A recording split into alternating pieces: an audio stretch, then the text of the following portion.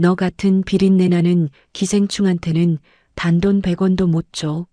재산 분할 그딴 거 꿈도 꾸지 말고 그냥 맨몸으로 나가. 시어머니 박말순이 내 발치에 이혼합 비서를 집어 던지면서 한 말이에요. 아니, 10년이에요. 새벽 2시에 일어나서 의대생 남편 등록금이며 시어머니 명품 카드값까지 다 내 사업자 통장에서 빠져나갔는데 의사 면허 따자마자 돌아온 게 새 약혼자랑 마시는 샴페인 한 잔이더라고요. 손에 든 화로 박스가 그렇게 무거웠던 적이 없어요. 근데 저들이 한 가지 모르는 게 있었어요. 강남 그 아파트도 시어머니 카드도 남편 마이너스 통장 보증인도 전부 제 이름이었거든요. 77통의 부재중 전화는 그날 밤이 지나서야 울리기 시작했습니다. 안녕하세요, 시청자 여러분. 자, 그럼 의사 면허 이혼 통보로 시댁을 발칵 뒤집어 놓은 정서윤 씨의 사연, 지금 바로 시작합니다. 새벽 2시 수산시장의 차가운 공기가 제 얼굴을 때렸습니다. 저는 무릎까지 올라오는 검정 장화를 신고 핏물과 비늘이 말라붙은 앞치마를 단단히 동여맸죠. 10년째 매일 반복하는 일이지만 오늘은 손끝이 유난히 떨렸습니다. 오늘 오후 남편 강재현이 의사국가고시 합격자 발표를 받는 날이었거든요. 서윤아, 오늘 물건 좋은 거 좀 빼놨다. 광어 살아있는 거 2마리, 전복도 큰 놈으로 골랐어. 옆칸 박씨 아저씨가 스티로폼 박스 뚜껑을 열어 보이며 너스레를 떨었습니다. 아저씨, 진짜 고마워요. 우리 남편 오늘 발표나는 날이라 좀 잘 차려주려고요. 저는 박스 안 광어의 펄떡이는 꼬리를 보며 환하게 웃었죠. 아이고, 그 양반 이제 의사 사모님 되시겠네. 10년을 새벽같이 나와서 뒷바라지했으니 인제 좀 편해져야지. 박씨 아저씨가 거친 손으로 제 어깨를 툭툭 두드렸습니다. 편해지긴요. 저는 그냥 우리 재현 씨가 무시 안 받고 살았으면 좋겠어요. 저는 광어가 든 박스를 트럭 뒤편에 단단히 실으며 작게 답했어요. 다른 사람들은 저를 시장에서 알아주는 큰손이라고 부릅니다. 단골 식당만 100곳이 넘고 한 달 매출이 억 단위로 찍히는 중도메인이거든요. 하지만 시댁에서 저는 그저 비린내 나는 시장 며느리일 뿐이었습니다. 거래를 마무리하고 트럭에 시동을 거는데 핸드폰이 울렸습니다. 시어머니 박말순이었어요. 어머니, 저예요. 저는 핸들을 한 손으로 잡으며 전화를 받았죠. 너 어디야? 왜 이렇게 안 들어와? 박말순의 목소리가 새벽부터 날카로웠습니다. 오늘 일찍 마무리하고 들어가려고 서두르고 있어요. 어머니 좋아하시는 전복도 골라뒀어요. 전복은 됐고 들어올 때 마트 들러서 샴페인이나 한 병 사와. 재현이 합격하면 한잔해야 할 거 아니야. 네, 어머니. 제일 좋은 걸로 사갈게요. 그리고 들어오면 그 비린내 풍기는 옷부터 벗고 들어와. 어제도 소파에 냄새가 다 배었잖아. 박말순이 혀를 차며 전화를 끊었습니다. 저는 한숨 한 번 쉬지 않고 다시 엑셀을 밟았죠. 이 정도 잔소리는 10년을 들어왔으니 이제는 콧등도 시리지 않았습니다. 오후 4시 합격자 명단이 떴다는 소식이 시장에 먼저 퍼졌어요. 강재현 합격. 저는 그 세 글자를 보자마자 눈물부터 쏟았습니다. 엄마, 됐다. 우리 재현 씨, 됐다. 저는 돌아가신 친정엄마 사진을 떠올리며 혼자 중얼거렸죠. 시장 사람들이 우르르 몰려와 박수를 쳤습니다. 서윤아, 축하해. 진짜 고생했어. 이제 사모님 다 됐네, 사모님. 저는 눈물을 닦으며 화로 박스 2개와 샴페인 한 병을 챙겨 강남 아파트로 차를 몰았습니다. 운전대를 잡은 손이 자꾸 떨렸어요. 이제 정말 끝났다고, 이제부터는 평범하게 살 수 있다고 그렇게 믿었거든요. 현관 비밀번호를 누르고 문을 열었을 때 저는 그 자리에 얼어붙었습니다.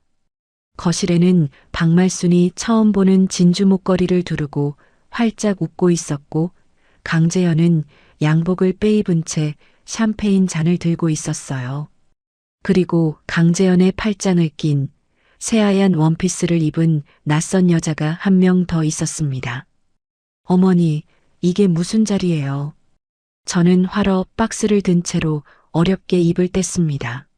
왔어 너. 마침 잘 왔다. 박말순이 샴페인 잔을 식탁에 탁 내려놓으며 자리에서 일어났죠. 재현 씨, 이 손님은 누구야? 저는 강재현 쪽을 바라봤습니다.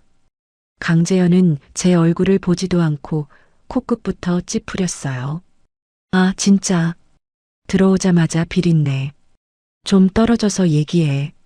강재현이 손바닥으로 자기 코를 막으며 짜증을 냈습니다.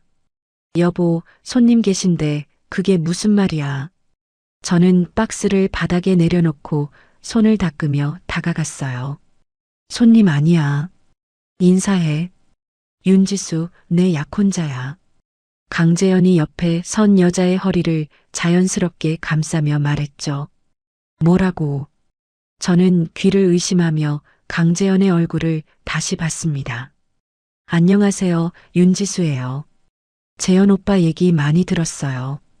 윤지수라는 여자가 입꼬리를 올리며 저를 위아래로 훑쳤어요. 재현 씨, 지금 무슨 말하는 거야? 약혼자라니. 제 목소리가 가늘게 떨렸습니다. 이 정서윤아, 너 정신 차리고 들어. 우리 재현이 오늘부로 너랑 끝이야. 박말순이 식탁 위에 놓여있던 누런 봉투를 집어들었어요. 어머니, 어머니가 왜 그런 말을. 왜냐고. 잘 들어. 우리 재현이는 이제 박정훈 종합병원 원장님 사위 될 사람이야. 윤 원장님이 강남에 병원 차려준다고 했어. 으리으리하게. 박말순이 가슴을 펴고 그 봉투를 제 발치에 던졌습니다. 누런 봉투가 바닥에서 미끄러져 제 장화 끝에 닿았어요. 이게 뭐예요? 이혼합의서야. 재현이 도장은 이미 찍혀 있어. 너만 찍으면 돼. 박말순이 팔짱을 끼고 턱을 치켜들었습니다. 재현 씨, 어머니 말이 진심이야. 대답해봐. 저는 강재현 쪽으로 한 걸음 다가갔어요. 솔직히 말할게. 너랑 같이 다니는 거 창피했어. 강재현이 윤지수의 어깨에 손을 올린 채 저를 똑바로 봤죠. 창피했다고. 의사 친구들 모임 데려가면 너 손에서 생선 냄새나. 옷차림은 또 어떻고. 누가 봐도 시장 아줌마야. 강재현이 입꼬리를 빗둘게 올리며 말했습니다. 내가 그 시장에서 번 돈으로 당신 등록금 다 댔는데. 저는 입술을 깨물며 가까스로 말을 이었어요. 그러니까 기생충 소리 듣는 거지. 박말순이 끼어들었습니다. 의사 남편 피 빨아먹으려고 10년을 들러붙어 있던 거 아니야. 다 안다. 다 알아. 우리 재현이 면허 따자마자 떡고물 떨어질 줄 알고 기다린 거잖아. 박말순이 손가락으로 제 가슴팍을 찌르듯이 가리켰죠. 어머니, 그 말 진심이세요. 진심이지 그럼. 너 같은 비린내 나는 기생충한테는 단돈 100원도 못 줘. 재산 분할 그딴 거 꿈도 꾸지 마. 그냥 맨몸으로 나가. 박말순이 침을 튀기며 소리쳤습니다. 맨몸으로 나가라고요. 그래. 처음 우리 집 들어올 때처럼. 빈손으로 나가. 박말순이 현관문을 가리켰어요. 저는 천천히 허리를 굽혀 바닥에 떨어진 봉투를 주었습니다. 손이 떨릴 줄 알았는데 이상하리만치 차분했어요. 봉투를 열어 합의서를 꺼냈죠. 강재현의 도장이 빨갛게 찍혀 있었습니다. 펜 주세요. 저는 박말순을 향해 손을 내밀었어요. 뭐? 도장 찍을 펜이요. 빨리요. 박말순이 잠깐 멈칫하더니 식탁 위 볼펜을 집어 던지듯 건넸습니다. 저는 식탁 모서리에 합의서를 올려놓고 제 이름 석자를 또박또박 적었어요. 정, 서, 윤. 서명 아래 지장도 꼭 눌러 찍었죠. 여기 있어요. 저는 합의서를 박말순 앞에 내밀었습니다. 어머, 진짜 군말 없네. 역시 본인이 기생충인 거 아는 모양이야. 윤지수가 입을 가리며 키득거렸어요. 옷 챙겨서 나갈게요. 5분만 쓸게요. 저는 강재현 쪽은 쳐다보지도 않고 안방으로 들어갔습니다. 옷장을 열어 작업복 두어 벌과 속옷, 양말 몇 켤레만 작은 가방에 쑤셔 넣었어요. 명품 가방도 보석함도 통장도 손대지 않았죠. 어차피 다 제 돈으로 산 거지만 지금은 이 집에서 단 1초라도 빨리 나가고 싶었습니다. 거실로 나오니 세 사람이 다시 샴페인 잔을 부딪히고 있었어요. 가요. 잘 사세요. 저는 가방을 둘러매고 현관 쪽으로 걸어갔습니다. 야, 정서윤. 가기 전에 화러 박스나 치우고 가. 거실에서 비린내 진동해. 박말순이 손사래를 치며 외쳤죠. 그건 어머니가 알아서 치우세요. 오늘부로 저 며느리 아니잖아요. 저는 처음으로 박말순의 말을 받아쳤습니다. 박말순의 입이 떡 벌어졌어요. 이게 어디서 말대꾸야. 말대꾸 아니에요. 남이라서 그래요. 저는 신발장에서 운동화를 꺼내 신었습니다. 장화는 박말순이 그렇게 싫어했으니 거실 한가운데에 그대로 벗어두고요. 재현 씨, 마지막으로 한마디만 할게. 저는 신발끈을 묶다 말고 강재현을 돌아봤어요. 뭔데? 빨리 말하고 가. 강재현이 귀찮다는 듯이 손목시계를 들여다봤습니다. 오늘 진짜 축하해. 의사 됐네. 저는 진심을 담아 말했어요. 강재현이 잠깐 어리둥절한 표정을 짓더니 곧 코웃음을 쳤죠. 고맙다. 이제 꺼져. 저는 현관문 손잡이를 잡았습니다. 문을 열자 차가운 복도 바람이 얼굴을 스쳤어요. 뒤에서 셋이 다시 잔 부딪히는 소리가 들렸습니다. 엘리베이터 버튼을 누르고 1층까지 내려오는 동안 저는 한 방울도 울지 않았습니다. 대신 핸드폰을 꺼내 시장거래처 변호사 김 변호사에게 문자를 보냈죠. 변호사님, 오늘 밤 안에 통화 가능하실까요? 정리할 게 좀 많아요. 답장은 1분도 안 되어 도착했습니다. 언제든지 전화 주세요. 사장님, 저는 핸드폰을 꽉 쥐고 아파트 정문을 빠져나왔어요. 밤바람이 제 작업복 안으로 파고들었습니다. 손끝은 시렸지만 머릿속은 그 어느 때보다 맑았죠. 저들은 제가 빈손으로 나갔다고 좋아하고 있을 겁니다. 하지만 저들이 모르는 게 하나 있었어요. 저들이 누리던 모든 것의 진짜 주인이 누구인지 오늘 밤 안에 똑똑히 알게 될 거라는 사실을요. 아파트 단지에서 큰 길까지 걸어 나오는데 10분쯤 걸렸습니다. 저는 택시를 잡지 않고 일부러 걸었어요. 머릿속을 정리할 시간이 필요했거든요. 큰 길 모퉁이에 도착했을 때 시장 근처 모텔 간판에 불이 들어와 있는 게 보였습니다. 저는 망설임 없이 그쪽으로 발을 옮겼어요. 하룻밤이요. 조용한 방으로 부탁드려요. 저는 카운터 앞에 현금 5만 원을 내려놓으며 말했습니다. 6층 끝방 드릴게요. 짐은 그것뿐이에요.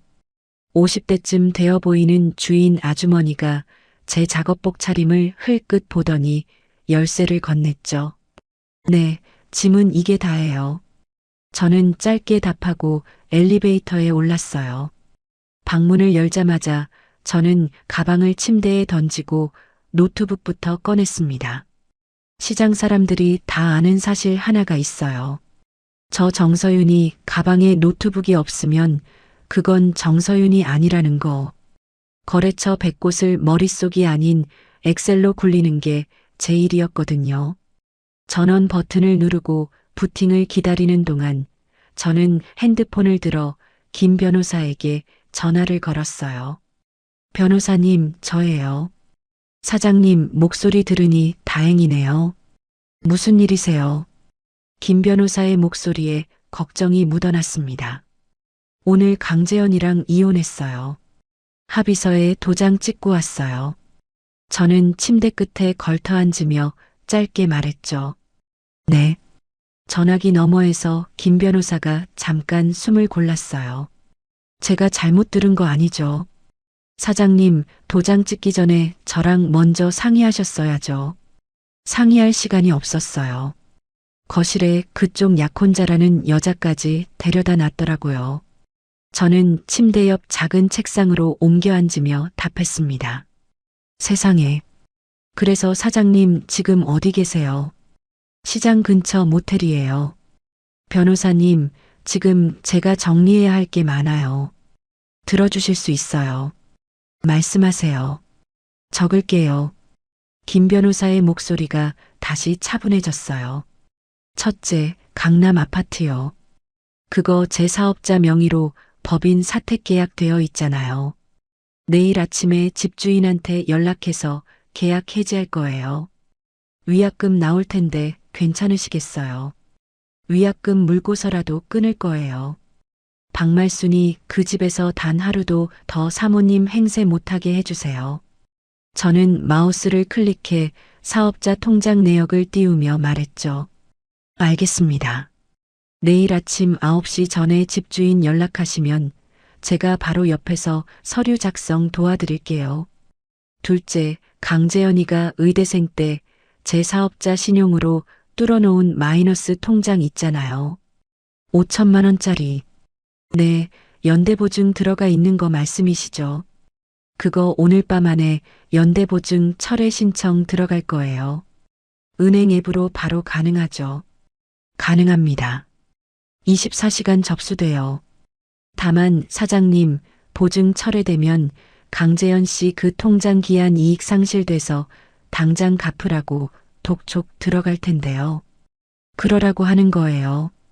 저는 입꼬리를 살짝 올렸습니다. 네, 알겠습니다.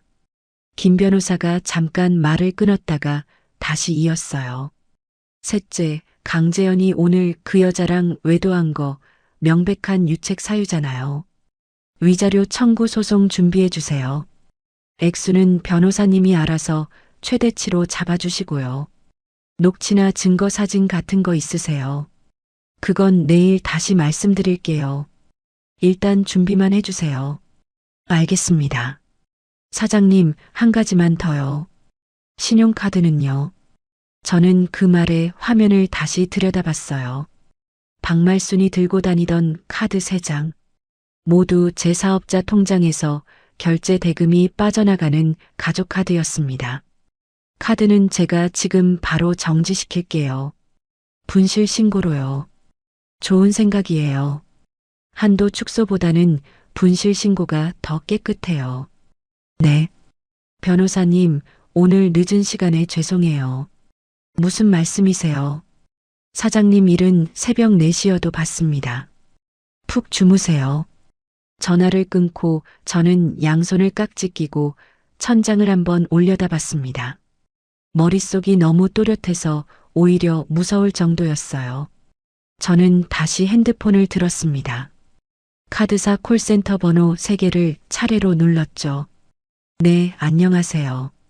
본인 확인 후 분실 신고 진행해 드릴게요.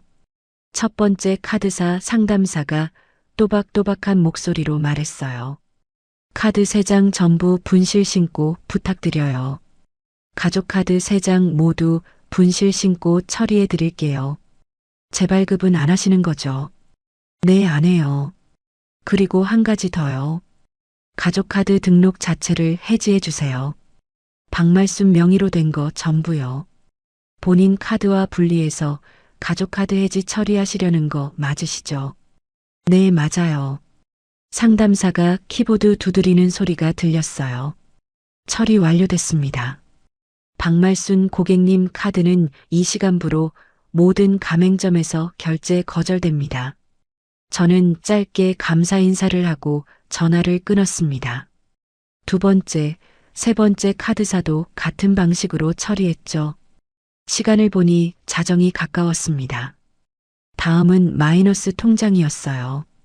저는 노트북에서 은행 앱을 열고 공인인증서로 로그인했습니다. 연대보증 내역 메뉴를 찾는데 시간이 조금 걸렸지만 결국 강재현 이름이 떴어요. 강재현, 신용대출 5천만 원, 연대보증인 정서윤. 보증해지 신청. 저는 작게 중얼거리며 그 버튼을 눌렀습니다. 사유를 묻는 칸이 떴어요. 저는 잠깐 손가락을 멈췄다가 또박또박 타이핑했죠. 채무자와 혼인관계 종료. 협의 이혼 완료. 확인 버튼을 누르자 화면에 큰 글씨가 떴습니다. 연대보증 해지 신청이 접수되었습니다. 영업일 2일 오전 중 처리됩니다. 저는 그제야 등받이에 몸을 기대고 길게 숨을 내쉬었어요. 손목 시계를 보니 0시 30분이었습니다. 새벽 시장에 나가야 할 시간이 다가오고 있었지만 오늘은 부장에게 맡기기로 했어요. 저는 곧장 집주인 정 사장님께 문자를 남겼습니다. 사장님, 늦은 시간 죄송해요. 강남 아파트 법인 사태건으로 내일 아침 일찍 통화 가능하실까요? 계약 조기 해지 의사 전달 드립니다. 발송 버튼을 누르자마자 답장이 왔어요. 정 사장님은 원래 새벽잠이 없는 분이셨거든요. 서윤 사장님, 무슨 일 있어요? 6시쯤 전화 주세요. 위약금은 협의합시다. 저는 답장을 보지 않고 핸드폰을 책상에 엎어두었습니다. 샤워를 하고 나오니 거울 속 제 얼굴이 보였어요. 화장기 하나 없는 얼굴, 손등에 베인 칼자국 몇 개, 손톱 밑에 낀 비늘 자국까지. 이 얼굴이 박말순이 그렇게 무시하던 얼굴이었습니다. 저는 거울 속 저에게 처음으로 말을 걸었어요. 고생했어, 정서윤. 목이 잠깐 메었지만 눈물은 나오지 않았습니다. 울 시간이 아까웠거든요. 침대에 누우려는데 노트북 화면이 다시 깜빡였어요. 은행에서 온 알림이었습니다. 연대보증 해지 처리 완료. 채무자 통보 예정 일시 2일 오전 9시. 저는 화면을 잠깐 들여다보다가 노트북을 덮었습니다. 새벽 1시쯤이었을까요? 시장 부장에게서 문자가 왔어요. 사장님, 오늘 박씨 사장님이 광어값 결제하셨고요. 내일 새벽 물건 다 준비됐어요. 푹 쉬세요. 저는 답장 대신 짧게 한마디 보냈습니다. 부장님, 내일 새벽은 부장님이 총괄 좀 해주세요. 저 일이 좀 있어서요. 네 사장님, 걱정 마세요. 10년을 같이 일한 부장님이었어요. 이 사람 하나만큼은 저보다 시장 돌아가는 사정을 더 잘 알았죠. 핸드폰을 끄고 침대에 누웠습니다. 천장 벽지의 얼룩이 흐릿하게 보였어요. 지금쯤 강재현은 윤지수와 샴페인을 다 비웠을 겁니다. 박말수는 내일 미용실 갈 옷을 고르고 있을 거고요. 세 사람 모두 제가 빈손으로 길거리에 나앉았다고 믿고 있겠죠. 저는 천장을 보며 작게 웃었습니다. 빈손이라. 그 말이 그렇게 우습게 들린 적이 없었어요. 이불을 끌어당기며 눈을 감았습니다. 내일 오전 9시. 그 시간이 되면 강남의 그 집에서 어떤 소리들이 울릴지 저는 굳이 상상할 필요도 없었어요. 이건 복수가 아니에요. 그저 제 것을 제자리에 돌려놓는 일일 뿐이었습니다. 핸드폰 진동이 한 번 더 울렸어요. 정 사장님의 추가 문자였습니다. 서윤 사장님, 그 집 보증금 반환은 사장님 사업자 계좌로 바로 쏠게요. 위약금은 제가 안 받을 테니까 너무 걱정 마요. 저는 그 문자를 한참 들여다보다가 답장을 보냈습니다. 사장님, 위약금은 받으셔야 해요.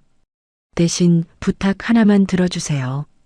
내일 아침에 그 집 가서 거기 살고 있는 두 사람한테 당장 짐 빼라고 통보해 주세요. 내용 증명도 같이 보내주시고요. 두 사람이요. 강재현 박사 부부 말씀이세요.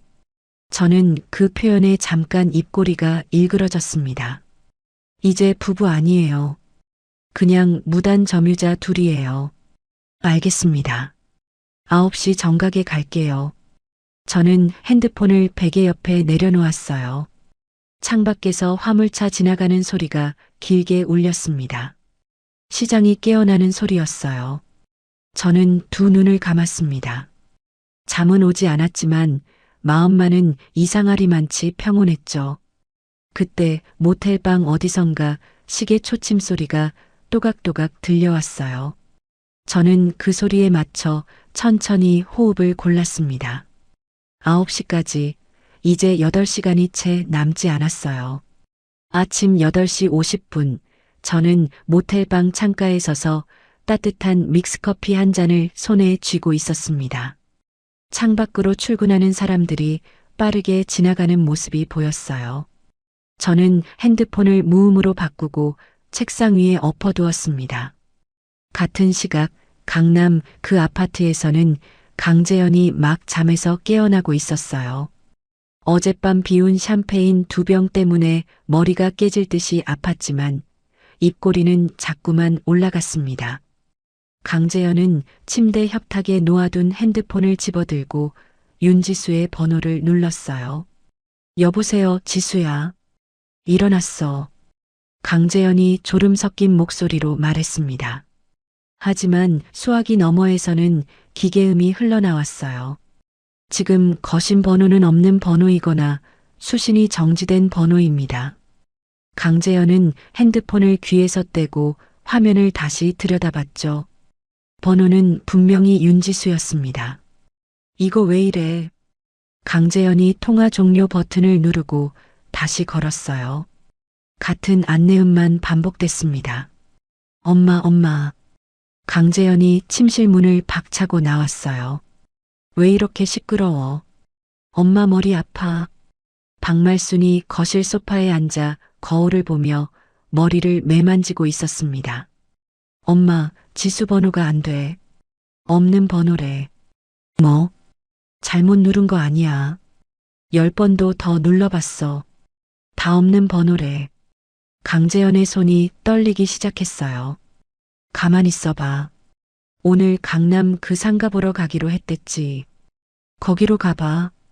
인테리어 업자랑 미리 만나 있을지도 몰라. 박말순이 거울을 내려놓으며 차분하게 말했습니다. 그래, 그러자.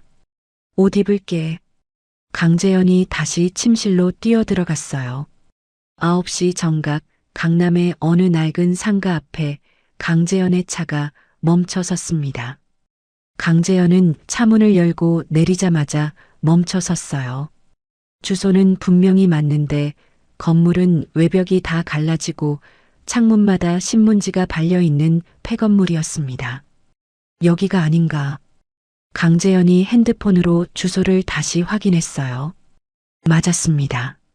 강재현이 비틀거리며 입구 쪽으로 다가갔어요.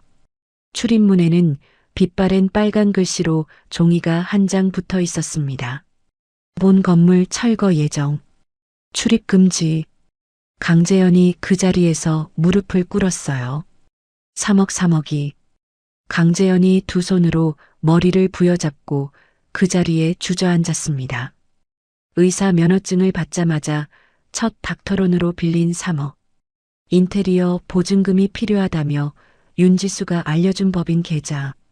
의심도 없이 한 번에 송금한 그 돈이 어디로 갔는지 강재현은 이제야 깨달았어요.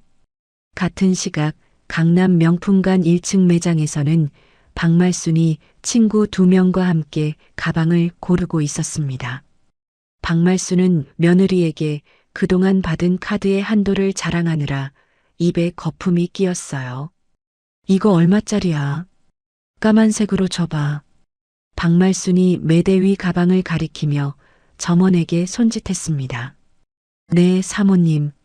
1,450만 원이에요. 좋네. 결제해. 박말순이 지갑을 열고 카드 한 장을 꺼내 내밀었어요. 잠시만요. 점원이 카드를 단말기에 긁었습니다. 삐 하는 소리가 났어요. 사모님, 이 카드 분실 신고 처리되어 있다고 뜨네요. 점원이 카드를 박말순에게 돌려주며 조심스럽게 말했습니다. 뭐? 무슨 소리야? 어제 잘만 썼는데. 박말순이 카드를 빼앗듯 받아 다른 카드 한 장을 더 꺼냈어요. 이걸로 해. 이것도 안 되는데요. 점원의 얼굴이 곤란해졌습니다. 이상하네. 마지막 하나 있어. 박말순이 세 번째 카드를 내밀었어요. 점원이 다시 단말기에 긁었습니다. 비. 사모님, 세 장 다 분실 신고 처리되어 있어요. 한 번 더 시도하면 카드사에서 자동으로 신고 들어갈 수 있어요. 점원의 목소리가 점점 작아졌습니다.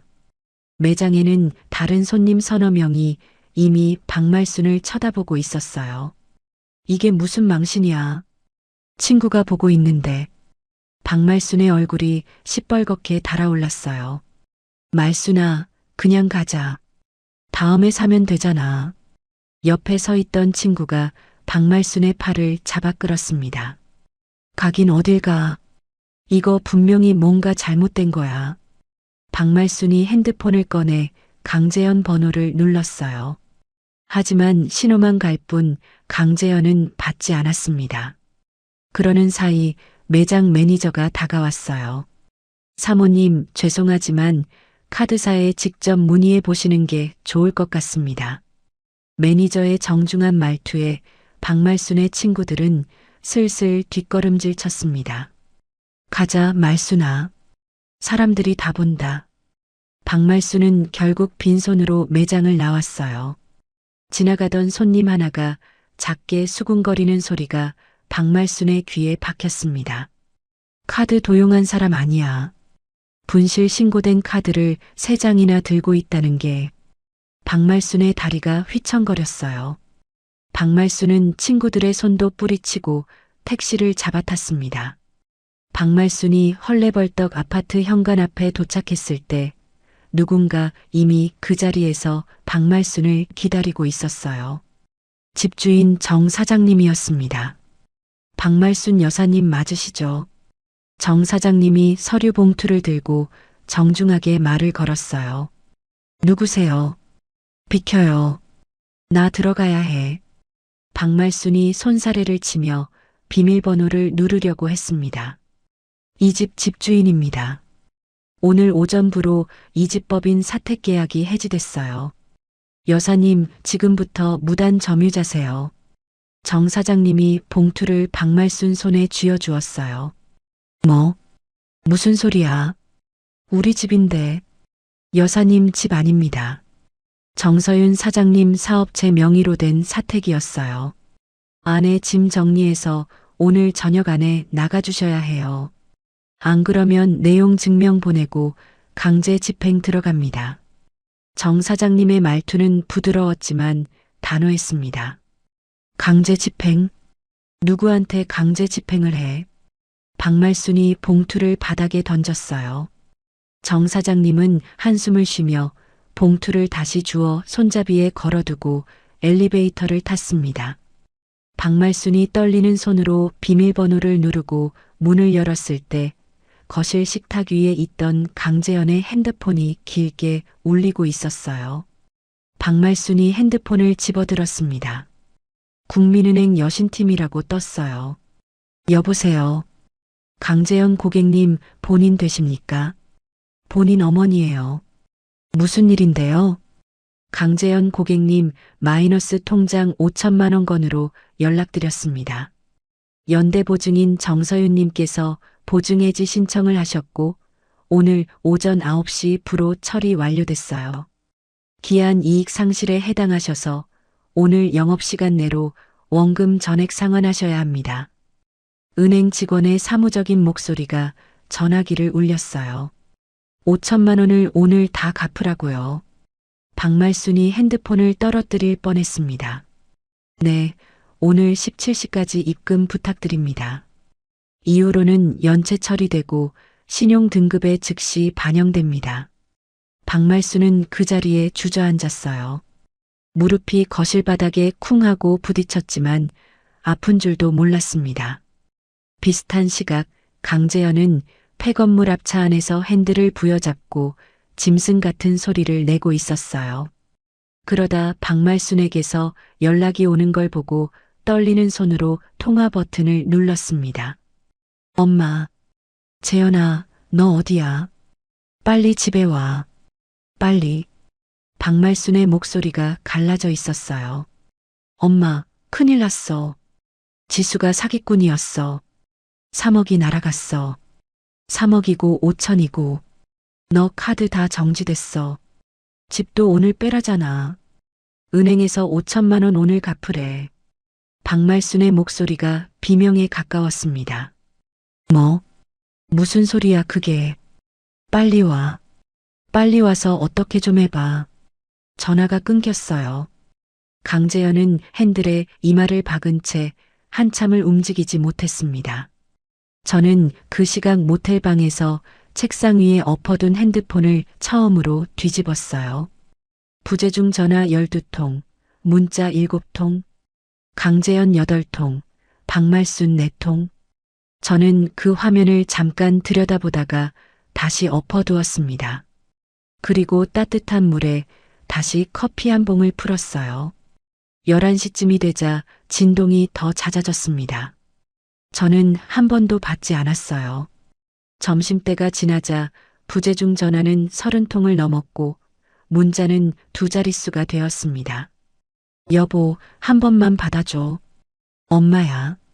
한 번만 통화하자. 엄마가 잘못했어. 서윤아, 정말 잘못했어. 살려줘.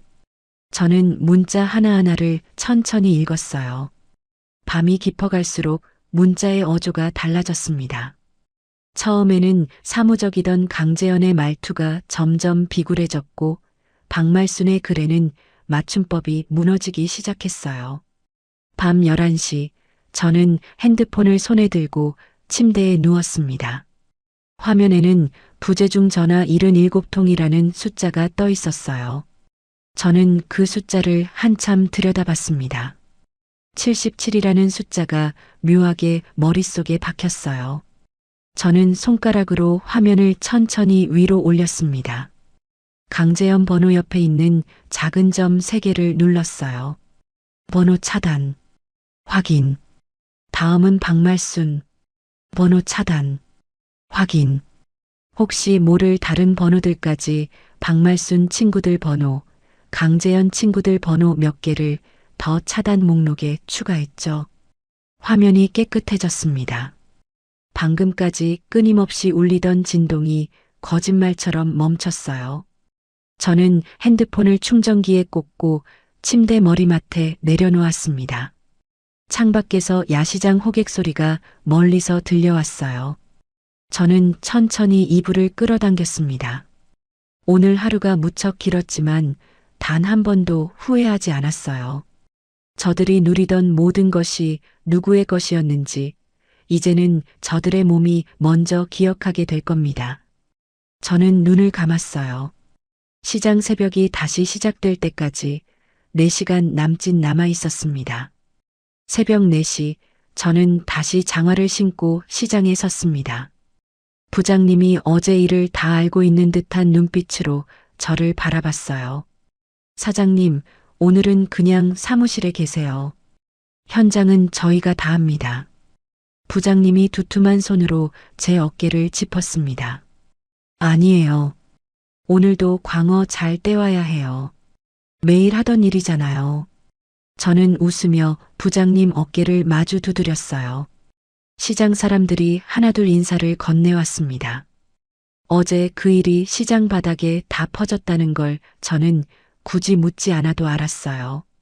같은 시각 강재현은 경찰서 지능범죄수사팀 책상 앞에 앉아 있었습니다. 밤새 한숨도 못 잔 강재현의 얼굴은 핏기 하나 없었어요. 강재현 씨, 윤지수라는 이름은 가명일 가능성이 큽니다. 40대 후반쯤 되어 보이는 형사가 종이를 한 장 내밀었어요. 가명이라뇨? 신분증도 봤어요. 사진도 똑같았어요. 강재현이 침을 삼키며 답했습니다. 그 신분증도 위조였을 거예요. 강재현 씨 말씀 듣고 조회해 보니까 같은 수법으로 이번 달에만 의사 7명이 당했어요. 다 간 면허 딴 분들이에요. 7명이요. 강재현의 손이 책상 위에서 떨렸어요. 피해 금액 합치면 20억이 넘습니다. 주범은 이미 사흘 전에 인천공항에서 출국한 정황이 잡혔어요. 동남아 쪽으로 빠진 것 같습니다. 그럼 제 돈은요? 솔직히 말씀드릴게요. 회수 어렵습니다. 그쪽 일당이 대포통장 수십 개를 돌려가며 자금 세탁한 정황도 같이 잡혀서요. 송금하신 그 계좌도 보이스피싱 자금 세탁에 쓰인 통장이에요. 형사가 안경을 고쳤으며 차분하게 말했습니다. 형사님, 그게 무슨 말씀이에요? 저는 그냥 개원 자금 보낸 건데요. 강재현 씨 입장은 알겠는데 그 계좌가 범죄 자금 흐름에 엮여 있다 보니까 강재현 씨 명의의 계좌가 오늘부터 전부 거래 정지 처분 들어갑니다. 의심 거래 흐름 확인될 때까지요. 강재현의 입술이 새파랗게 질렸어요. 제 계좌 전부요. 저 오늘 5천만 원 갚아야 해요. 그 부분은 은행하고 따로 협의해 보세요. 저희가 도와드릴 수 있는 부분이 아닙니다. 형사가 다음 사람 부르겠다는 듯이 일어섰습니다. 강재현은 어그적 일어나 경찰서 복도를 빠져나왔어요.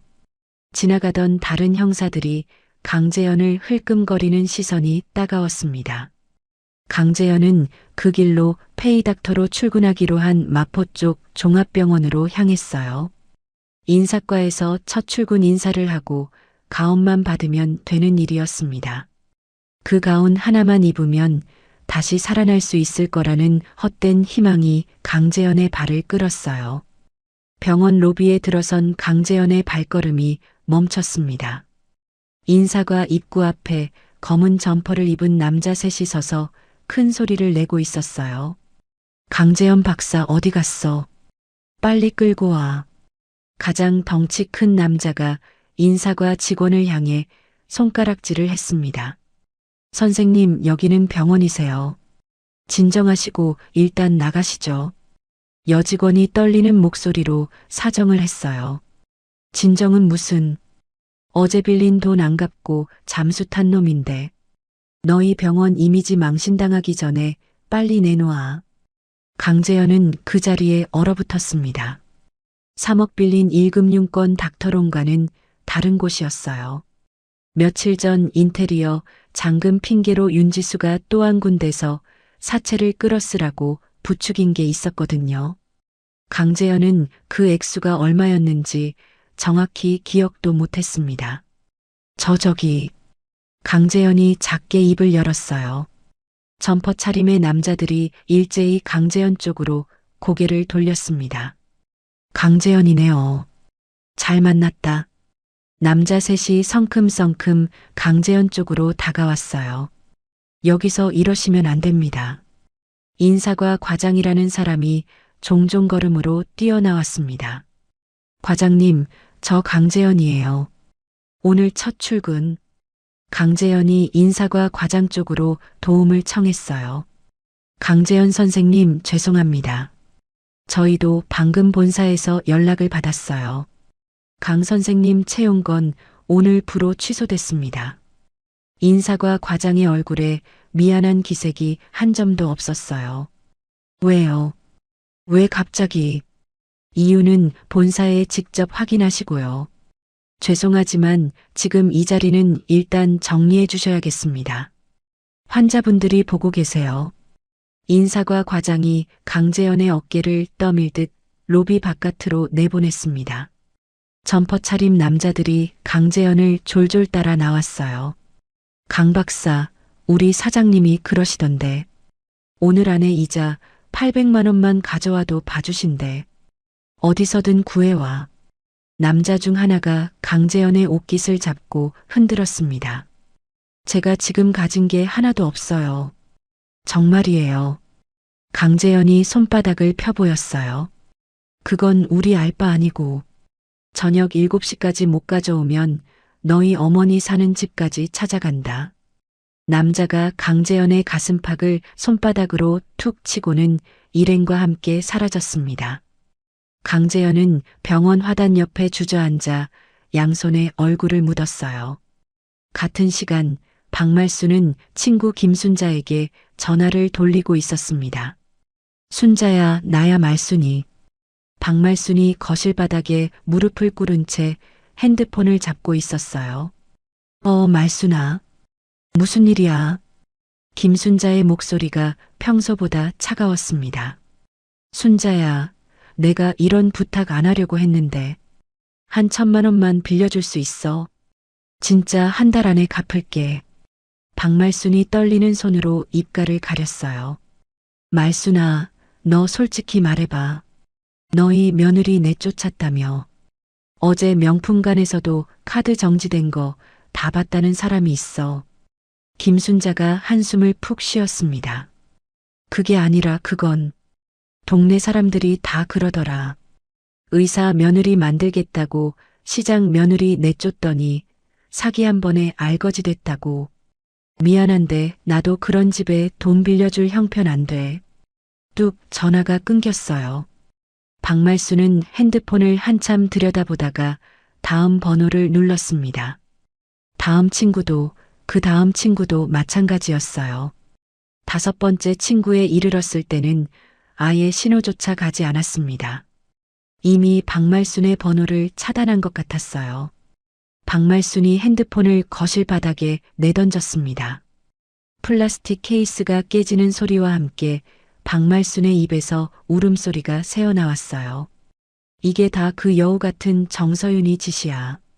다 그년이 했어. 박말순이 바닥을 손바닥으로 내려치며 흐느꼈습니다. 저녁 7시 무렵 강재영과 박말순은 짐도 제대로 못 챙긴 채 거리에 나섰어요. 정 사장님 쪽에서 보낸 직원들이 오후 내내 짐을 박스에 담아 1층 주차장에 옮겨놓은 상태였습니다. 박말순이 평생 모은 명품 가방들과 보석 상자들이 우중충한 갈색 박스 안에 처박혀 있었어요. 엄마, 일단 어디라도 가야 해. 강재현이 박말순의 팔을 잡고 일으켰습니다. 어디로 가? 우리 갈 데가 어디 있어? 박말순이 박스를 끌어안고 흐느꼈어요. 찜질방이라도 가자. 그것마저 안 되면 길에서 자야 해. 강재현이 박스 하나를 들어보려 했지만 손에 힘이 들어가지 않았습니다. 결국 두 사람은 짐의 절반 이상을 주차장에 그대로 두고 옷까지만 든 박스 2개를 끌고 지하철역으로 향했어요. 강재현의 카드도 막혀 있었지만 다행히 어제 윤지수에게 사주려고 뽑아둔 현금 30만 원이 양복 안주머니에 그대로 남아 있었습니다. 두 사람이 며칠 만에 도착한 곳은 외곽의 한 반지하 방이었어요. 한 달 보증금 300, 월세 35.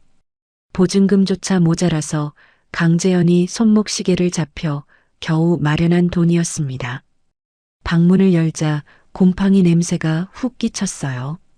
박말순이 코를 막고 뒷걸음질을 쳤습니다. 이런 데서 사람이 어떻게 살아? 박말순이 다시 흐느끼기 시작했어요. 엄마, 며칠만 참아. 일단 자리만 잡고 다시 일어서면 돼. 강재현이 박말순의 어깨를 다독였습니다. 입으로는 어머니를 다독였지만 강재현의 눈동자에는 초점이 없었어요. 저는 그 시간 모텔에서 노트북을 정리하고 있었습니다. 오늘 거래 마감 정산이 끝났고 부장님이 보낸 일일 매출표가 막 도착한 참이었어요. 핸드폰이 한번 짧게 울렸습니다. 김 변호사였어요. 사장님, 강재현 씨 한쪽 카드사에서 빚 독촉 부서로 채권이 넘어갔어요. 그리고 강재현 씨가 오늘 오후 명문병원 채용도 취소됐다는 소식이 들립니다. 김 변호사의 목소리에 살짝 놀란 기색이 묻어났어요. 네, 알고 있어요. 하루 만에 그렇게 됐네요. 저는 짧게 답했습니다. 위자료 청구 소장은 다음 주 월요일에 법원 접수합니다. 외도 입증 자료 사장님이 시장 사람들 통해서 전에 모아두신 거 그대로 쓸 거고요. 더 보탤 자료 있으면 이번 주말까지 보내주세요. 네, 보낼게요. 한 가지 더요. 두 사람 다음 주소 확보해 주세요. 짐 다 빠진 거 확인은 했지만 어디로 갔는지는 알아야 해서요. 알겠습니다. 흥신소 안 쓰고 합법적으로 알아낼 수 있는 방법이 있으니까 걱정 마세요. 전화를 끊고 저는 노트북을 덮었어요. 창밖으로 어둠이 깊어가고 있었습니다. 어딘가에서 박말순이 곰팡이 핀 벽지를 바라보며 울고 있을 거고 강재현은 양손으로 머리를 부여잡고 있을 거예요. 저는 그 광경을 굳이 떠올리려 하지 않았습니다. 대신 시장 부장님이 보낸 매출표를 다시 펼쳐봤어요.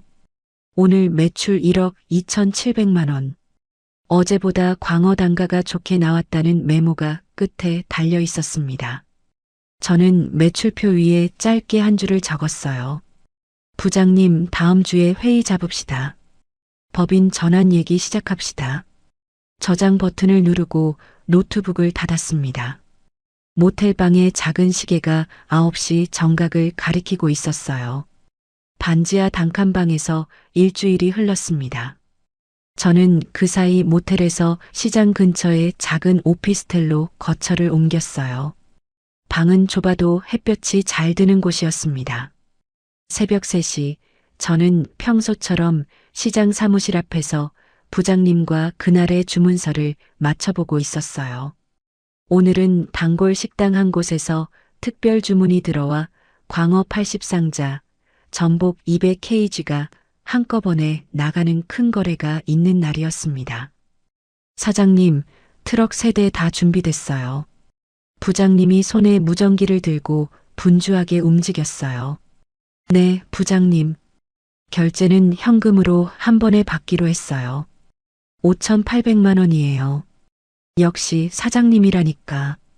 부장님이 환하게 웃었습니다. 그때 시장 입구 쪽에서 작은 소동이 일었어요. 경비실 아저씨가 누군가를 막아서고 있는 모습이 멀리서 보였습니다. 여기 외부인 출입 통제예요. 무슨 일이세요? 경비실 아저씨의 목소리가 시장 골목에 울렸어요. 우리는 정서윤 사장 가족이에요. 좀 들여보내주세요. 박말순의 목소리였습니다. 저는 들고 있던 주문서를 부장님께 건네며 한 발 앞으로 나섰어요. 사장님, 제가 처리할게요. 부장님이 제 앞을 막아섰습니다. 아니에요, 부장님. 제가 직접 갈게요. 저는 부장님의 어깨를 가볍게 두드리고 입구 쪽으로 걸어갔어요. 한 발 한 발 다가가는 동안 머리에서 지난 일주일이 빠르게 지나갔습니다. 77통의 부재중 전화, 사정하던 문자, 그리고 이혼아 비서를 던지던 그날 박말순의 표정까지. 입구 앞에 도착했을 때 저는 두 사람을 한눈에 알아봤어요. 얇은 점퍼를 걸친 박말순과 양복 바지에 검은 점퍼만 걸친 강재현이었습니다. 박말순의 머리는 며칠 동안 감지하는 듯 떡져 있었고 강재현의 턱에는 까칠한 수염이 자라 있었어요. 아저씨, 들여보내주세요. 제 손님이에요. 저는 경비 아저씨에게 가볍게 말했습니다. 네, 사장님. 경비 아저씨가 비켜서자마자 박말순이 비틀거리며 제 쪽으로 다가왔어요. 서윤아. 박말순이 저를 보자마자 무릎부터 꺾었습니다. 시장 바닥은 새벽 물 청소 때문에 얼음이 살얼음처럼 끼어 있었어요. 박말순의 얇은 바지가 그 물기에 그대로 닿았습니다. 어머니, 일어나세요. 사람들 봐요. 저는 한 발 뒤로 물러섰어요. 서윤아, 한 번만 살려줘. 내가 늙어서 노망이 났었나 봐. 한 번만 봐줘. 박말순이 두 손으로 제 장화목을 부여잡고 흔들었습니다. 얼음 섞인 물이 박말순의 손등 위로 흘렀어요. 어머니, 손 놓으세요. 더 추워요. 저는 차분하게 말했습니다. 내가 잘못했다. 우리 재현이 좀 살려줘. 빚이 너무 많아. 사채업자들이 매일 밤 문 두드려. 박말순의 입에서 입김이 하얗게 번졌어요. 그 옆에 서 있던 강재현이 그제야 한 발 다가왔습니다. 서윤아. 강재현이 입을 열었어요. 저는 강재현 쪽으로 천천히 고개를 돌렸습니다. 왜? 저는 짧게 답했어요. 우리 부부로 살았던 정 생각해서 이자만이라도 좀 막아주면 안 되겠어. 강재현이 두 손을 모아 비비며 말했습니다. 부부로 살았던 정. 저는 그 말을 그대로 되씹었어요. 그래. 10년이잖아. 같이 산 게. 강재현의 목소리에 떨림이 묻어났습니다. 강재현. 10년 동안 너 입에서 들은 말 중에 제일 우스운 말이 그거야. 저는 두 발을 단단히 디뎠어요. 뭐? 부부로 산 정이라는 거. 너 의대 등록금 누구 돈으로 냈지? 너 양복은 누가 다 사다 줬지? 너 입에 들어간 도시락 반찬은 누가 새벽 시장에서 직접 골라 만든 거지? 저는 강재현의 눈을 똑바로 봤습니다. 그건 알아. 안다고. 미안하다고 말하잖아. 강재현이 고개를 떨궜어요. 비린내 난다고 한 건 누구야? 시장 며느리라고 친구들 앞에서 창피하다고 한 건 누구고? 새 약혼자 데려다 거실에서 샴페인 따게 한 사람은 누구야? 저는 한 발 더 가까이 갔습니다. 미안해. 정말 미안해. 강재현이 무릎을 꺾으려 했어요. 무릎 꿇지 마. 더 추해 보이니까. 저는 단호하게 말렸습니다. 서윤아. 박말순이 다시 제 다리를 부여잡았어요. 어머니, 손 놓으세요. 한 번만 더 말씀드려요. 내가 카드 정지된 거 명품관에서 망신당했을 때, 그때 내가 얼마나 비참했는지 너 알아. 박말순이 흐느꼈습니다. 어머니, 그 비참함의 100분의 1이라도 제가 10년 동안 어머니 집에서 느꼈던 거랑 비교가 될까요? 저는 박말순의 두 손을 천천히 떼어냈어요. 서윤아, 한 번만 봐줘. 우리 재현이 의사 노릇 다시 할 수 있게만 도와줘. 평생 너한테 갚을게. 박말순이 다시 손을 뻗었습니다. 어머니, 이제 두 분한테는 며칠 안에 법원에서 우편 한 통이 갈 거예요. 저는 박말순의 손이 닿지 않는 거리로 물러섰어요. 우편이 뭐냐? 박말순이 떨리는 목소리로 물었습니다. 위자료 청구 소장이요. 그게 어떤 종이인지는 변호사 만나면 자세히 설명 들으실 수 있을 거예요. 서윤아, 우리 변호사 살 돈도 없어. 강재현이 끼어들었어요. 그건 강재현 사정이지. 내 사정 아니야. 저는 강재현 쪽을 한번 흘끗 봤습니다. 서윤아, 진짜 한 번만. 박말순이 다시 무릎걸음으로 다가왔어요. 저는 부장님 쪽을 향해 손짓을 했습니다. 부장님과 시장 직원 2명이 빠르게 다가왔어요. 부장님, 이분들 시장 밖으로 모셔다 드리세요. 영업 방해 안 되게요. 저는 또박또박 말했습니다. 네, 사장님. 부장님이 강재현의 팔을 잡았어요. 강재현이 본능적으로 부장님의 손을 뿌리치려 했지만 부장님의 손은 두툼했습니다. 이거나, 우리 부부 얘기 중인데. 강재현이 큰 소리를 냈어요. 이혼하셨다면서요? 부부 아니잖아요. 부장님이 차분하게 받아쳤습니다. 주변에서 새벽 일을 하던 상인 서너 명이 손을 멈추고 그 광경을 보고 있었어요. 저게 그 의사사위라는 놈이야. 역한 박씨 아저씨가 일부러 들으라는 듯 큰 소리로 말했습니다. 그래, 며느리 비린내 난다고 내쫓은 그 양반. 생선 손질하던 김씨 아주머니가 받았어요. 그래 놓고 사기당하니까 이제 와서 며느리한테 살려달라고 왔구먼. 생선 씻은 양동이를 들고 지나가던 다른 상인이 혀를 찼습니다. 그러더니 그 양동이를 박말순의 발치 쪽에 한번 휙 뿌렸어요. 구정물이 박말순의 바짓단을 적셨습니다. 뭐예요? 사람한테 이게 뭐 하는 짓이에요? 박말순이 비명을 질렀어요. 손님 잘못 골라서 죄송합니다. 사모님. 우리 시장에서는 비린내 좋아하는 사람만 환영해요. 생선 양동이를 든 그 사람이 또박또박 답했습니다. 주변 상인 너덧이 손뼉을 쳤어요. 부장님, 천천히 모셔다 주세요. 사람 다치지 않게요. 저는 부장님께 한 번 더 당부했습니다. 네, 사장님. 알아서 잘 모실게요. 부장님과 직원 2명이 강재현과 박말순을 시장 입구 밖으로 천천히 밀어냈어요.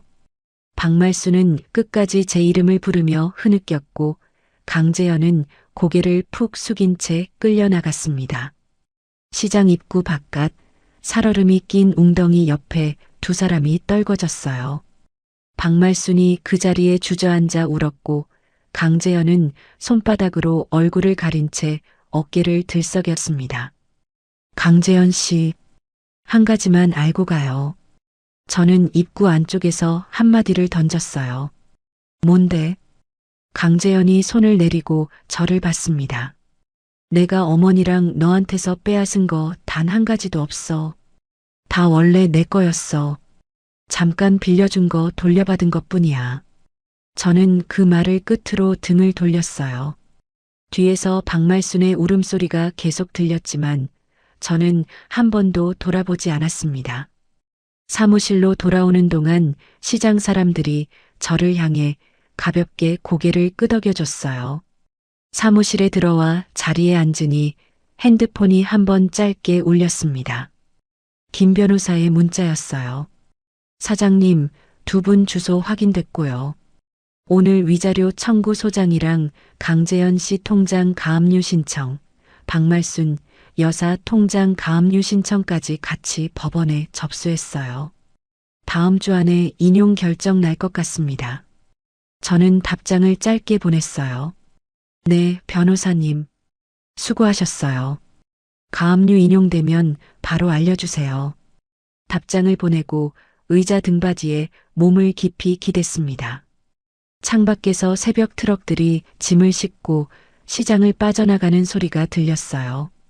오늘 광어 80상자가 다 나가고 나면 오후에는 부장님과 법인 전환회의가 있는 날이었습니다. 저는 책상 서랍을 열어 빳빳한 새 사업자 등록 신청 양식을 꺼냈어요. 법인명 칸은 아직 비어 있었습니다. 저는 펜을 들고 그 칸 위에 잠깐 손을 멈췄어요.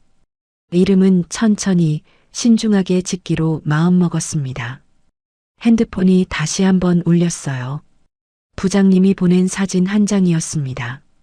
오늘 첫 트럭이 무사히 식당 앞에 도착해 짐을 내리고 있는 모습이었어요.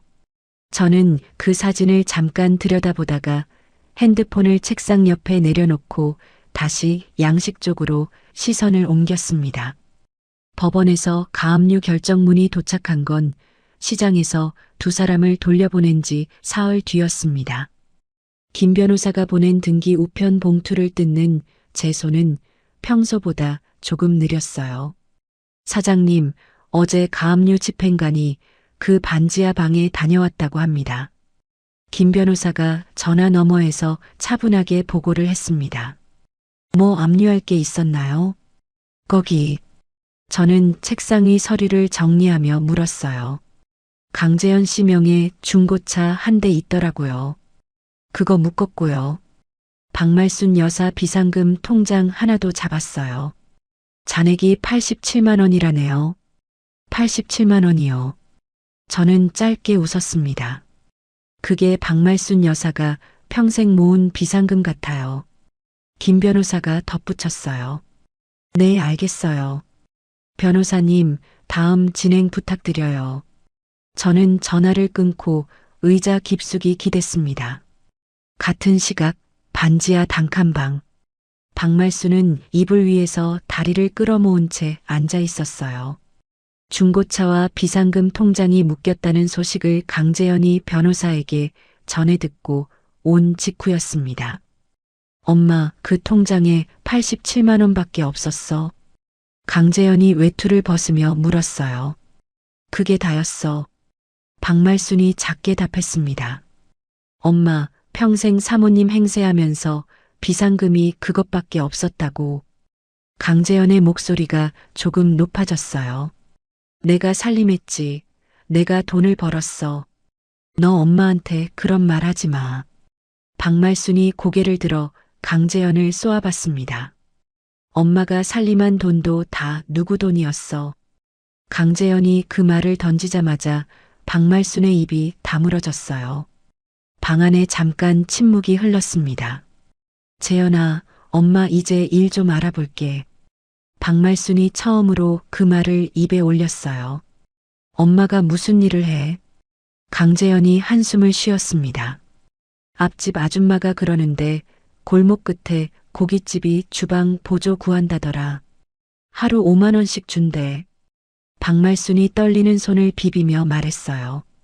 다음 날 새벽 6시 박말순은 머리에 수건을 두르고 고깃집 주방에 섰습니다. 박말순이 들고 있는 솔은 어른 손바닥 2배 크기였어요. 주방 한쪽에는 어젯밤 손님들이 다 먹고 간 불판이 30개 넘게 쌓여 있었습니다. 여사님, 이거 1시간 안에 다 닦으셔야 해요. 7시 반에 점심 장사 준비 시작해야 하니까요. 식당 사장이 박말순의 손에 고무장갑을 던지듯 건넸어요. 사장은 박말순보다 10살 정도 어려 보이는 여자였습니다. 네. 박말순이 작게 답했어요. 내라고만 하지 마시고요. 일이 손에 익을 때까지는 옆에서 제가 좀 봐야겠어요. 사장이 팔짱을 끼고 박말순의 옆에 섰습니다. 박말순이 첫 번째 불판을 솔로 박박 닦기 시작했어요. 기름때가 솔 끝에서 미끄러질 뿐 잘 닦이지 않았습니다. 여사님, 그렇게 닦으면 평생 가도 안 닦여요. 손에 힘 더 줘서 이렇게. 사장이 박말순의 손을 잡아 솔을 강하게 눌렀어요. 박말순의 손목이 휘청거렸습니다. 이렇게 3개요. 박말순이 떨리는 목소리로 되물었어요. 여사님, 처음이라 그러시는 거 알겠는데 우리 가게는 시간이 돈이에요. 1시간 안에 못 끝내시면 일당 절반밖에 못 드려요. 사장이 다음 불판 쪽으로 자리를 옮겼습니다. 박말순의 손등에 식은땀이 맺혔어요. 이마에서도 굵은 땀방울이 흘러내려 콧등을 타고 떨어졌습니다. 박말순이 평생 닦아본 거라곤 자신의 화장대 거울뿐이었어요. 30분쯤 지났을 때 사장이 다시 다가왔습니다. 여사님, 5개밖에 못 닦으셨네요. 25개 남았어요.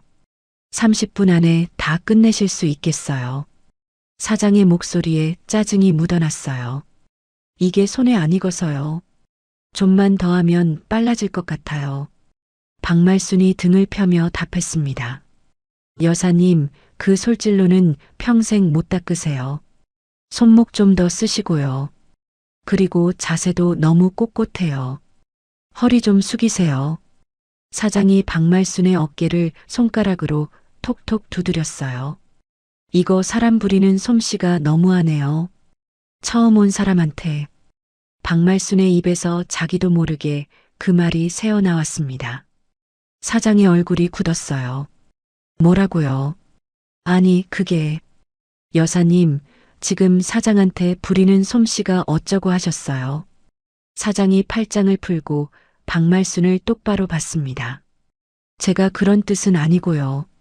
박말순이 소를 든 채 우물거렸어요. 여사님, 댁이 어떤 댁이었는지 모르겠는데 우리 가게에서는 사장이 일 가르치는 거 당연한 거예요.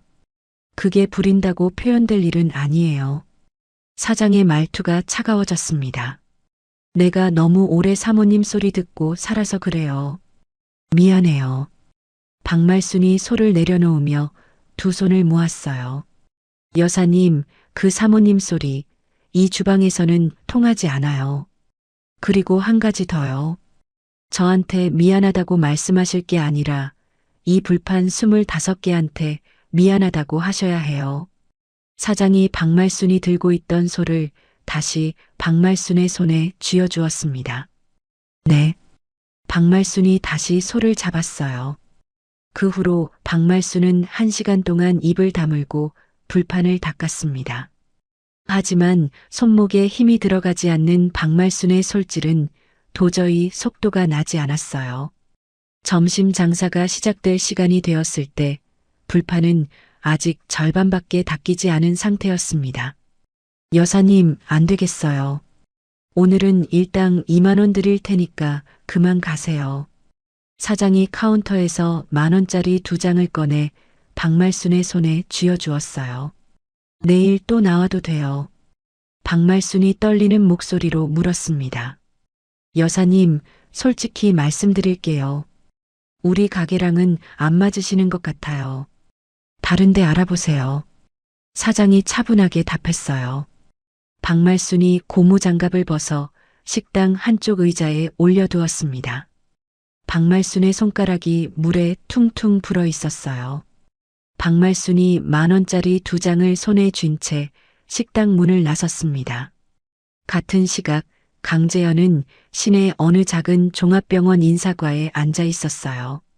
이력서를 들고 찾아간 곳이 벌써 5번째였습니다. 강재현 선생님, 면허 자체는 살아있으세요. 인사과 직원이 모니터를 보며 말했어요. 네, 면허는 살아있어요. 그러니까. 근데 신원조회에 사기 사건 관련 수사 흔적이 떠요. 본인이 피해자라고는 해도 저희 같은 종합병원에서는 이런 거 한 점이라도 있는 사람은 일단 보리로 돌립니다. 직원이 안타까운 표정을 지었습니다. 그건 제가 사기당한 거예요. 가해자가 아니라. 강재현이 책상을 가볍게 짚으며 답했어요. 네, 알아요. 알지만 저희 인사 규정이 그래요. 죄송합니다. 직원이 강재현의 이력서를 봉투에 다시 넣어 돌려주었습니다. 강재현이 봉투를 받아들고 병원을 나섰어요. 거리에 나오자 강재현은 멍하니 보도블록을 내려다봤습니다. 의사가운을 입어볼 수 있는 길이 그렇게 또 한 군데 막혔어요. 밤 9시 두 사람은 반지하 방에서 서로 등을 돌린 채 앉아 있었습니다. 박말순의 손에는 10,000원짜리 2장이 그대로 들려 있었어요. 엄마, 그게 다야. 강재현이 박말순의 손을 가리켰습니다. 오전에 2시간 일하고 받은 거야. 박말순이 작게 답했어요.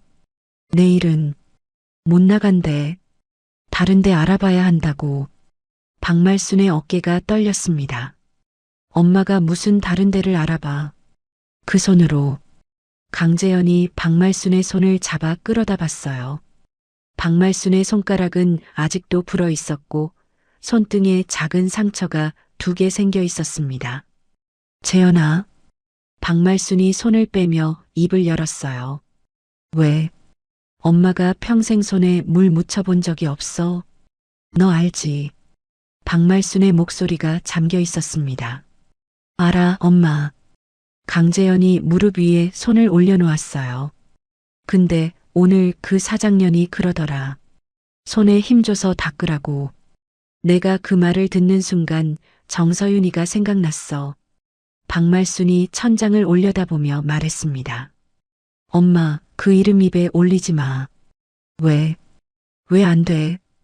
그 이름 들으면 견딜 수가 없어. 강재현이 두 손으로 얼굴을 가렸어요. 재현아, 정서윤이가 매일 새벽 그 비린 손으로 너 의대 등록금 다 댔어. 엄마 명품 가방도 다 그 손이 사준 거였어. 박말순이 천천히 말했습니다. 엄마, 그만해. 엄마가 오늘 처음 알았어. 그 비린내 나는 손이 얼마나 무거운 손이었는지. 박말순의 눈에서 눈물이 한 방울 흘러내렸어요. 엄마, 진짜 그만하라고. 강재현이 자리에서 일어나 벽 쪽으로 돌아섰습니다. 박말순은 손에 쥔 2만 원을 베개 밑에 끼워 넣었어요. 강재현은 벽을 향해 한참을 서 있다가 결국 그대로 자리에 누웠습니다.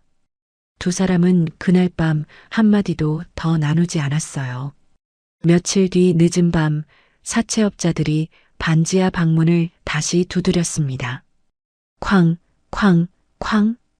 강재현, 이자 2달치 밀렸다. 오늘 어떻게든 해결해라. 문 너머에서 굵은 목소리가 울렸어요. 형님, 진짜로 다음 주에. 강재현이 작게 답했습니다. 다음 주는 무슨, 너희 어머니 일하시던 식당도 그만뒀다며. 거기까지 우리가 확인했어. 남자가 문을 한 번 더 걷어찼어요. 박말순이 입을 두 손으로 막고 흐느꼈습니다. 강재현이 박말순을 한 번 끌어안았어요. 박말순의 몸이 사시나무처럼 떨렸습니다. 남자들이 한참 문을 두드리다가 결국 발걸음을 옮겼어요. 박말순이 강재현의 품에서 빠져나오며 헛구역질을 했습니다. 엄마, 엄마. 강재현이 박말순의 등을 두드렸어요. 박말순의 입에서 거품이 새어나왔습니다. 강재현이 박말순을 등에 업고 무료 공공의료원 응급실로 뛰어갔어요. 강재현의 입에서 자신도 모르게 한 사람의 이름이 새어나왔습니다. 서윤아, 서윤아. 하지만 그 이름을 받아줄 사람은 어디에도 없었어요. 박말순이 응급실 침대에 누운 그 시각, 저는 시장 사무실에서 본부장님과 마주 앉아 있었습니다. 책상 위에는 새 사업자 등록 양식이 놓여 있었어요. 사장님, 법인명 정하셨어요. 본부장님이 펜을 내밀며 물었습니다. 네, 정했어요. 저는 펜을 받아 양식 위에 빈칸에 또박또박 적었어요. 서윤 수산물 유통 주식회사. 서윤이라는 이름 그대로 가시네요. 본부장님이 살짝 웃었습니다. 네, 본부장님. 이 이름이 좋아요. 저는 펜 끝으로 그 이름을 한 번 더 따라 그렸어요. 이 이름이 한때 비린내 난다고 무시당하던 이름이었습니다. 이제는 시장 한복판에 큰 간판으로 걸릴 이름이었어요. 거래처 사장들이 다 동참하기로 했어요. 100곳 중에 87곳이 독점 납품 계약하기로 했고요. 본부장님이 또 다른 서류 한 묶음을 책상 위에 올렸습니다. 87곳이요. 저는 그 숫자에 잠깐 입가에 웃음이 번졌어요. 네. 다들 그러더라고요. 사장님처럼 정직하고 물건 좋게 대주는 중도매인 다시 없다고요. 본부장님이 환하게 웃었습니다. 저는 서류를 가만히 들여다봤어요.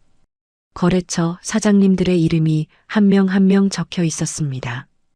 핸드폰이 한 번 울렸어요. 김 변호사의 짧은 문자였습니다. 사장님, 강재현 씨 개인 파산 신청 정식 기각됐어요. 평생 채무 변제 의무 유지됩니다. 저는 그 문자를 한참 들여다봤어요. 평생이라는 두 글자가 화면에 또렷이 박혀 있었습니다. 저는 핸드폰을 책상 위에 엎어두고 본부장님 쪽으로 다시 시선을 옮겼어요. 본부장님 가요. 오늘 광어 들어올 시간이에요. 저는 점퍼를 걸치며 말했습니다. 네, 사장님. 본부장님이 양식을 정리하며 따라 일어섰어요. 사무실 문을 열고 나서자 시장의 비린내가 코끝에 훅 끼쳤습니다. 저는 그 냄새를 깊이 들이마셨어요. 이 냄새가 바로 저의 진짜 향수였습니다. 법인 설립을 마치고 몇 달이 흘렀습니다. 서윤 수산물 유통 주식회사의 첫 겨울이었어요. 저는 시장 안쪽 2층, 새로 단장한 사무실에서 직원 12명과 함께 첫 송년 회식을 마쳤습니다. 사장님, 올해 매출 보고서 나왔어요. 부장님이 두툼한 봉투를 책상 위에 올려놓았어요. 이제 부장님의 직책은 영업본부장으로 바뀌어 있었습니다. 본부장님, 수고하셨어요. 천천히 봐도 되죠? 저는 봉투를 옆으로 밀어두며 가볍게 답했어요. 천천히 보세요. 좋은 숫자예요. 본부장님이 환하게 웃었습니다. 그날 회식 자리에서 저는 본부장님께 한 가지 부탁을 했어요. 새벽 하역장 시찰을 같이 가보고 싶다는 거였습니다. 법인을 세운 뒤로 사무실 일이 많아져 현장에 자주 못 나갔거든요. 내일 새벽 4시에 모실게요. 광어 첫 트럭 들어오는 시간 맞춰서요. 본부장님이 약속 시간을 잡아주셨어요. 다음 날 새벽 저는 두꺼운 점퍼를 걸치고 시장 하역장으로 나갔습니다. 새 사무실로 옮긴 뒤에 처음 신어본 새 장화는 발에 아직 익지 않았어요. 하지만 시장의 비린내와 차가운 공기는 1년 전과 다를 게 없었습니다. 사장님, 오랜만에 현장 나오시니까 어떠세요? 본부장님이 옆에서 함께 걸었어요. 좋아요. 사무실 의자가 푹신해서 그동안 허리가 더 안 좋았어요. 저는 가볍게 웃으며 답했습니다. 하역장 입구에는 거대한 얼음 창고가 있었어요. 거기서 새벽마다 20만 300상자가 트럭에 실려나갑니다. 일용직 짐꾼들이 한 사람당 20kg, 30kg짜리 얼음 괴짝을 어깨에 짊어지고 트럭과 창고 사이를 왔다 갔다 했어요. 저는 그 광경을 천천히 지켜보고 있었습니다. 그때 얼음 창고 앞에서 한 남자가 비틀거리는 모습이 눈에 들어왔어요. 점퍼를 잔뜩 껴입었지만 어딘가 익숙한 체구였습니다. 저는 본부장님 쪽으로 시선을 돌렸어요. 본부장님, 저쪽 사람 누구예요? 저는 작게 물었습니다. 아, 저 사람이요. 2달 전쯤 들어온 일용직이에요. 신분증 검사도 못하는 사정이라고 작업 반장이 받아줬다더라고요. 일은 굶떠요. 본부장님이 무심하게 답했어요. 저는 그 남자를 다시 봤습니다. 바로 그때 그 남자가 자기 몸뚱이만 한 얼음 괴짝을 어깨에 들어 올리려다 다리가 풀려 그 자리에 쿵 하고 자빠졌어요. 괴짝이 깨지면서 얼음 조각이 사방으로 튀었습니다. 야, 이 새끼야, 그것도 못 들어. 작업 반장이 입에 담지 못할 욕설을 퍼붓기 시작했어요. 죄송합니다, 반장님. 죄송합니다. 남자가 맨손으로 얼음 조각을 주워 담기 시작했습니다. 그 목소리, 그 어깨의 굽은 선. 저는 그 자리에 멈춰 섰어요. 강재현이었습니다. 사장님, 왜 그러세요? 본부장님이 제 표정을 살피며 물었어요. 아무것도 아니에요. 저는 짧게 답했습니다. 작업 반장이 강재현의 등을 한 대 후려쳤어요. 이 새끼야, 어제도 한 박스 깨먹었지. 이거 너 일당에서 다 까야 해. 알아? 네, 죄송합니다. 죄송합니다. 강재현이 얼음 위에 무릎을 꿇은 채 연신 고개를 숙였습니다. 얇은 점퍼 사이로 강재현의 어깨뼈가 그대로 드러났어요. 일주일 전 시장에 처음 왔을 때보다 살이 더 빠진 듯 보였습니다. 본부장님이 잠시 후 작은 한숨을 쉬며 입을 열었어요. 사장님, 사실 저 사람 정체한 지 한 달쯤 됐어요. 본부장님도 알고 계셨어요. 저는 본부장님을 돌아봤습니다. 네. 작업 반장이 저한테 슬쩍 물어보더라고요. 사장님, 전 남편이 우리 시장에 들어와 있는데 어떻게 하면 좋겠냐고요. 본부장님은 뭐라고 하셨어요? 법대로 시장 규정대로 하라고 했어요. 일 못하면 일당 까고 잘하면 일당 주라고요. 그게 사장님 뜻일 거라고 했어요. 본부장님이 담담하게 답했어요. 저는 본부장님 어깨를 한번 가볍게 두드렸습니다. 잘하셨어요, 본부장님. 저는 그 자리에서 좀 더 지켜봤어요. 강재현이 얼음 조각을 줍는 손은 새빨갰습니다. 면장갑도 끼지 못한 채 맨손이었어요. 그때 시장 공용 화장실 쪽에서 다른 광경이 눈에 들어왔습니다. 키 작은 한 노인이 노란 고무장갑을 끼고 타일 바닥에 찌든 때를 박박 닦고 있었어요. 허리가 활처럼 굽어 있었고 머리는 반백을 넘어 거의 잿빛이었습니다. 저는 그쪽으로 한 걸음 더 다가갔어요. 박말순이었어요. 박말순이 솔로 바닥을 닦는 동안 지나가던 상인 하나가 화장실에 들어가면서 1,000원짜리 한 장을 박말순의 발치에 던졌습니다. 오늘은 2칸만 더 닦아요, 어머니. 상인의 말투는 거칠지 않았지만 공손하지도 않았어요. 네, 사장님. 2칸만요. 박말순이 떨리는 목소리로 답했습니다. 박말순의 입에서 나오는 입김이 새벽 공기에 하얗게 번졌어요. 저는 그 광경을 한참 지켜봤습니다.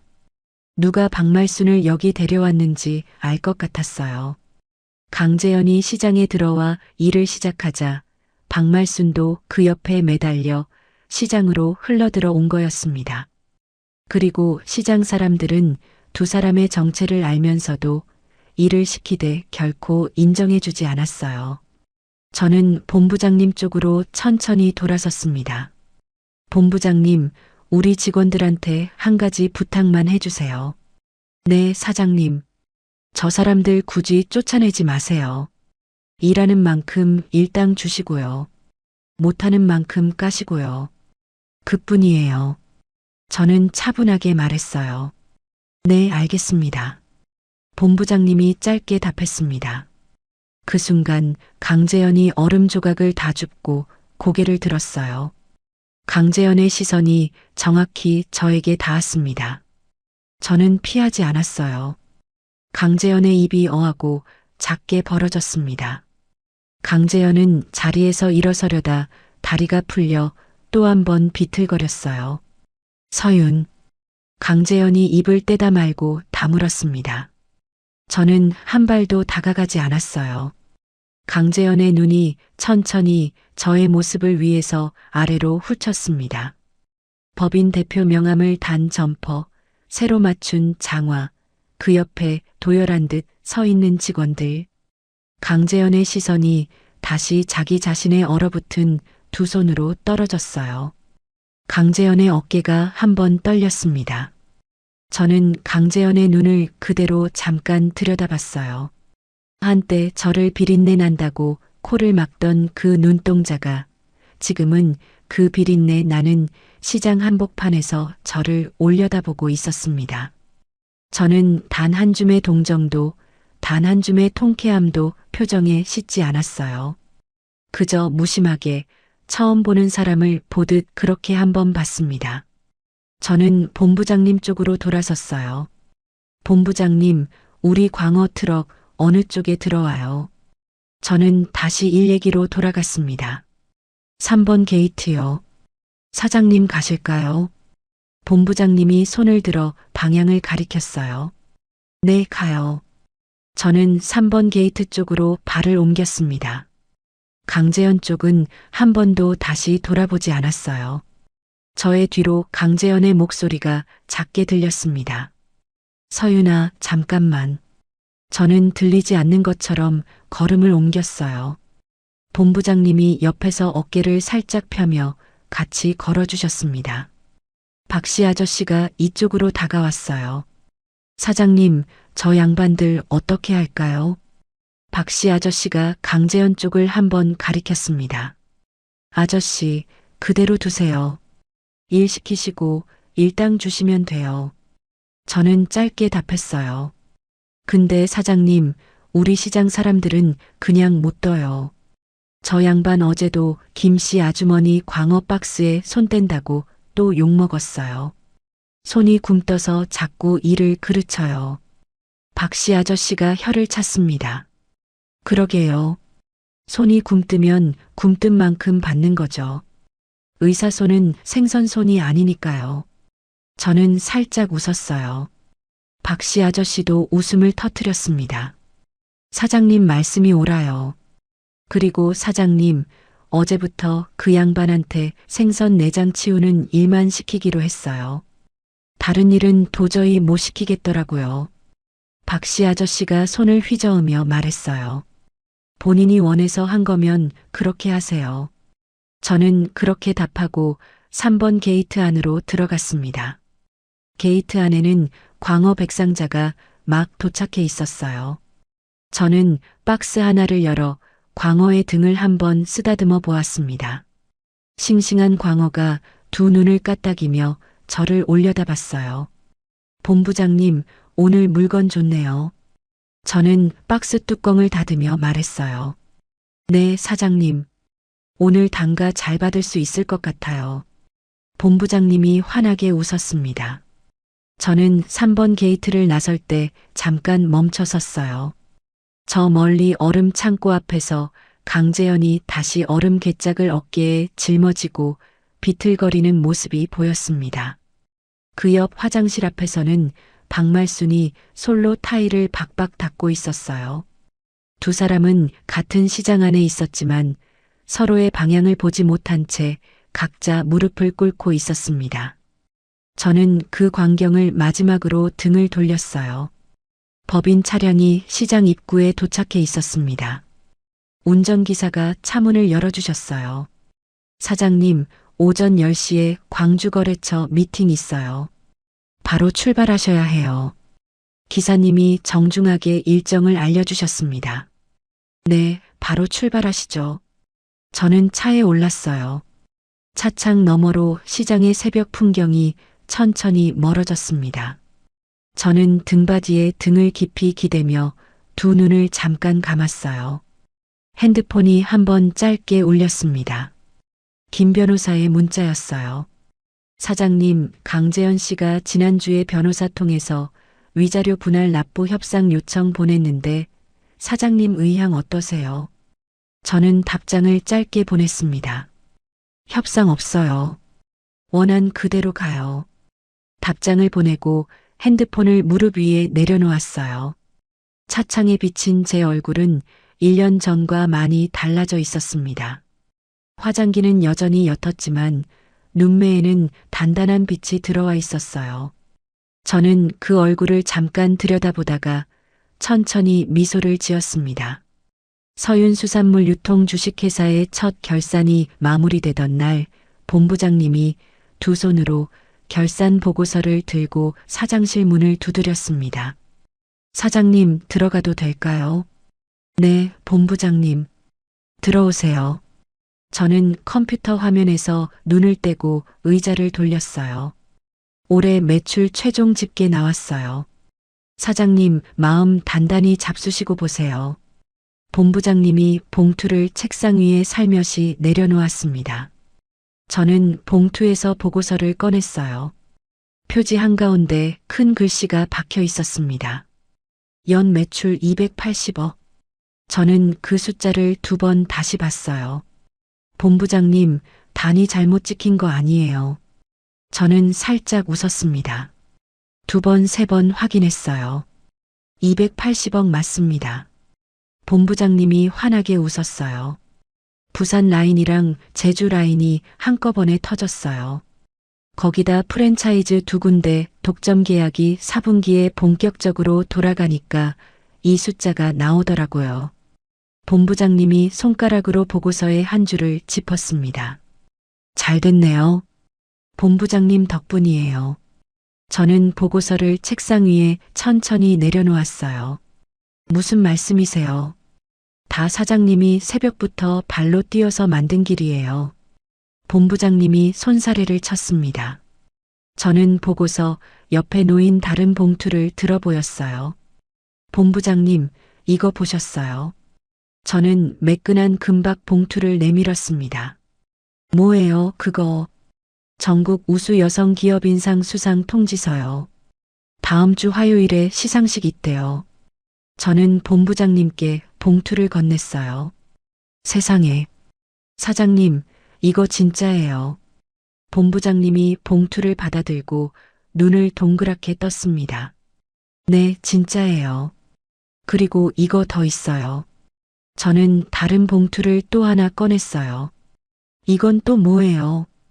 경제잡지 표지 인터뷰 요청서요. 다음 달 호 표지에 실어준대요. 저는 본부장님께 그 봉투도 건넸습니다. 사장님, 우리 회식해야 해요. 우리 직원들 다 같이요. 본부장님의 목소리에 신이 났어요. 좋아요. 본부장님이 날짜 잡으세요. 저는 의자에 등을 기대며 웃었습니다. 본부장님이 두 봉투를 들고 사장실을 나간 뒤 저는 잠시 창가로 다가갔어요. 시장 골목이 한눈에 내려다 보이는 자리였습니다. 새벽이 지난 시장은 한낮의 햇살 아래 한가로워 보였어요. 저는 그 풍경을 한참 동안 바라봤습니다. 같은 시각, 시장 한쪽 식당 골목. 강재현은 컵라면 하나를 다 비우고 식당 주인 할머니에게 빈 그릇을 내밀고 있었어요. 요즘 강재현은 하루 두 끼를 컵라면으로 때웠습니다. 일당 8만 원 중에서 사채 이자로 6만 원이 빠져나가고 나면 손에 쥐는 돈이 2만 원이었거든요. 할머니, 잘 먹었습니다. 강재현이 빈 그릇을 건네며 작게 말했어요. 오늘은 텔레비전 좀 켜두구만. 할머니가 식당 구석에 놓인 낡은 14인치 텔레비전 쪽으로 손짓을 했습니다. 네, 보세요. 강재현은 식당 한쪽 구석 의자에 앉아 가만히 텔레비전 쪽을 봤어요. 아침 경제 뉴스 시간이었습니다. 화면에 어떤 행사장이 비쳤어요. 큰 상패를 든 여자 기업인들이 한 줄로 서서 환하게 웃고 있었습니다. 그중 가운데 서 있는 여자에게 카메라가 가까이 다가갔어요. 강재현의 입에서 컵라면 국물이 흘러내렸습니다. 저였어요. 화면 속에 저는 검은 정장을 입고 머리를 단정하게 묶고 있었습니다. 손에 든 상패에는 큰 글씨로 전국 우수 여성 기업인상이라고 새겨져 있었어요. 사회자가 마이크를 제 앞에 댔습니다. 수상 소감 한 말씀 부탁드립니다. 화면 속 사회자가 환하게 웃었어요. 감사합니다. 저는 새벽 2시 수산시장에서 시작했어요. 손에 비린내 묻히는 일이 부끄러운 일이라고 한 번도 생각해 본 적이 없습니다. 오히려 그 비린내가 저를 여기까지 데려와 줬다고 생각해요. 화면 속에 제가 또렷한 목소리로 답했습니다. 많은 분들이 정서윤 대표님을 자수성가의 표본으로 꼽으시는데요. 비결이 뭐라고 생각하세요? 비결이라기보다는 저를 무시했던 사람들이 저에게 가장 큰 동력이 됐어요. 무시당하면서 배운 게 가장 많았거든요. 화면 속에 제가 입가에 역게 미소를 띠며 답했어요. 강재현의 손에서 빈 컵라면 용기가 떨어졌습니다. 용기가 식당 바닥을 굴렀어요.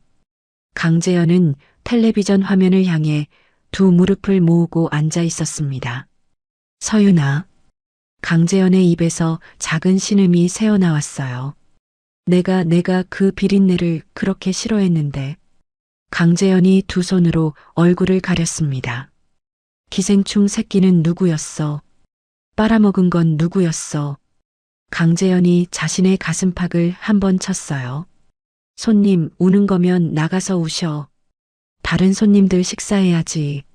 식당 할머니가 강재현의 어깨를 가볍게 떠밀었습니다. 죄송합니다, 할머니.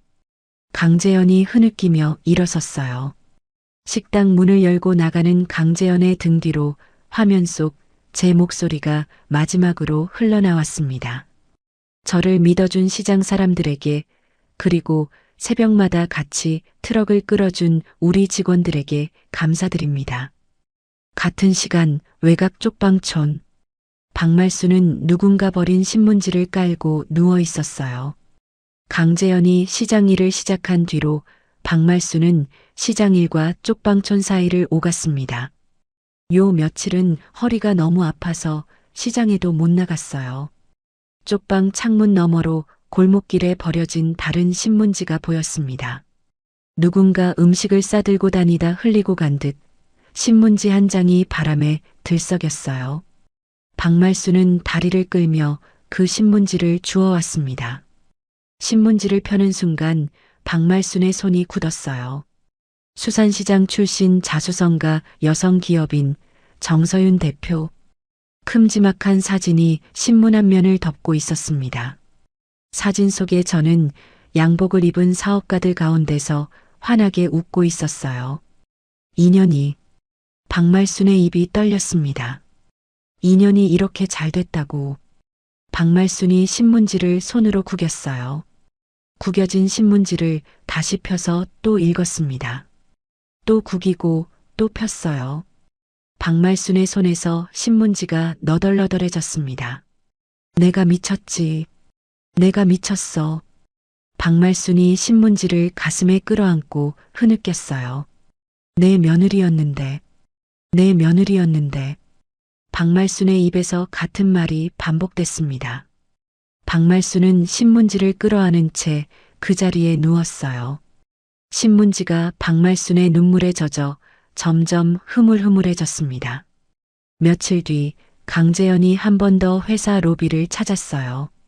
강재현은 일당으로 받은 돈을 모아 양복을 빌려 입고 머리를 깔끔하게 빗었습니다. 하지만 회사 로비에 들어서기도 전에 2명의 경비원이 강재현을 막아섰어요.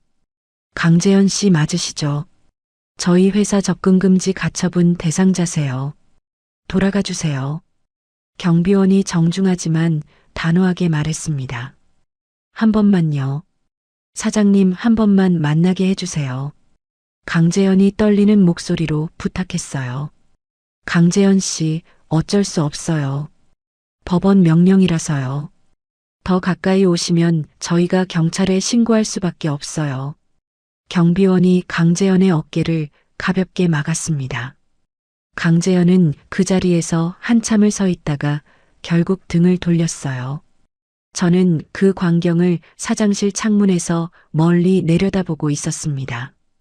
강재현은 로비 바깥 화단 옆에 앉아 한참을 머리를 부여잡고 있었어요. 저는 잠깐 그 모습을 보다가 블라인드를 천천히 내렸습니다.